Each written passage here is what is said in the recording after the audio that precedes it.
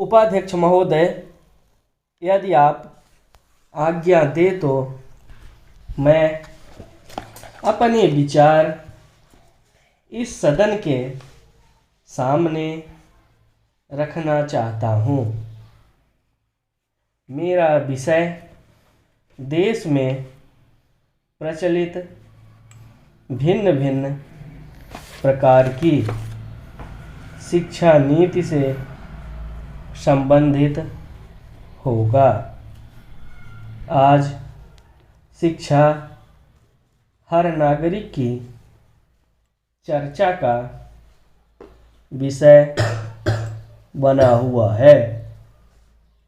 सरकार ने देश के शिक्षा ढांचे में जो परिवर्तन लाने का प्रयत्न किया है, क्या वह सचमुच देश की आवश्यकताओं को शिक्षा क्षेत्र में पूरा करेगा? इस संबंध में कई प्रकार की शंकाएं पैदा हो रही हैं और मैं समझता हूं कि शिक्षा मंत्री को इन सभी बातों का ध्यान रखना चाहिए।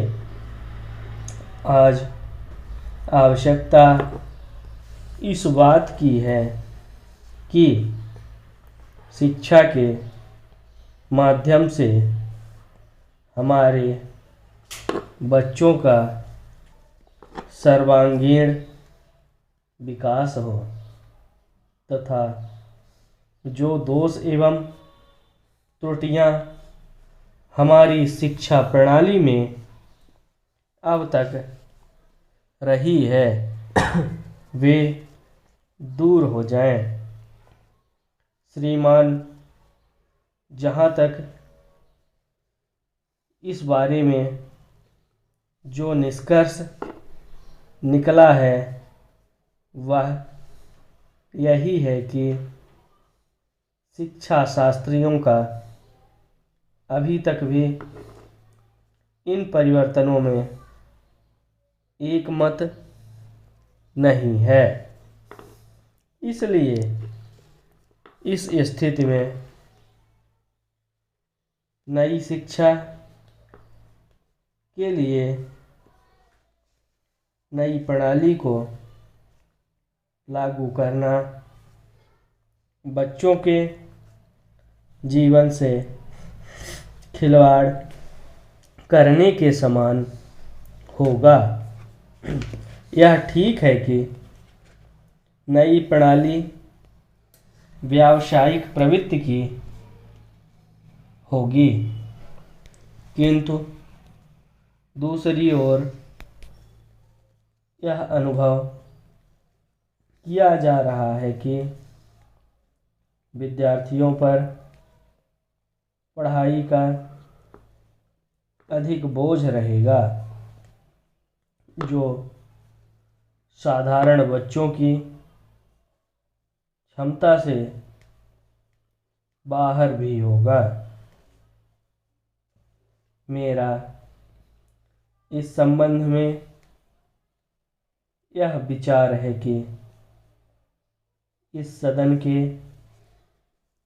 माननीय सदस्यों ने जो विचार प्रकट किए हैं, सरकार उनका आदर करे तथा इन सुझावों के हर पहलू पर गंभीरता से विचार करे। इस सदन में बोलने वाले बहुत से सदस्य ऐसे भी हैं जो स्वयं शिक्षा शास्त्री हैं तथा उनका क्षेत्र में व्यवहारिक अनुभव भी है। शिक्षा मंत्रालय को उनके इस अनुभव का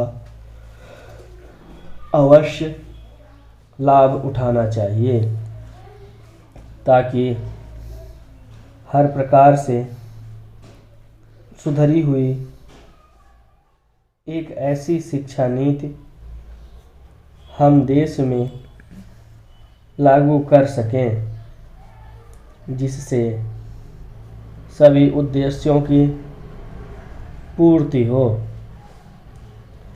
इसके अतिरिक्त मैं समझता हूँ कि जो भी सदस्य एवं शिक्षा शास्त्री इस योजना से संबंधित हों वे कोई भी सिफारिश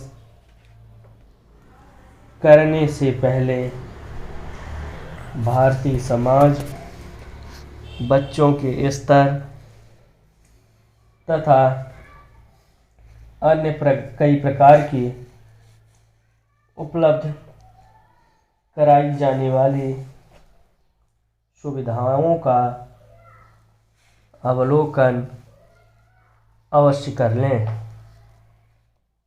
मान्यवर, इस विषय पर मैं और भी खुले दिल से अपने विचार रखना चाहता हूँ, किंतु समय का अभाव है। अतः मैं अपना भाषण यहीं समाप्त करता हूँ। इन शब्दों के साथ मैं यह कहूँगा कि आपने मुझे जो बोलने का अवसर प्रदान किया उसके लिए मैं आपका सदा आभारी हूँ।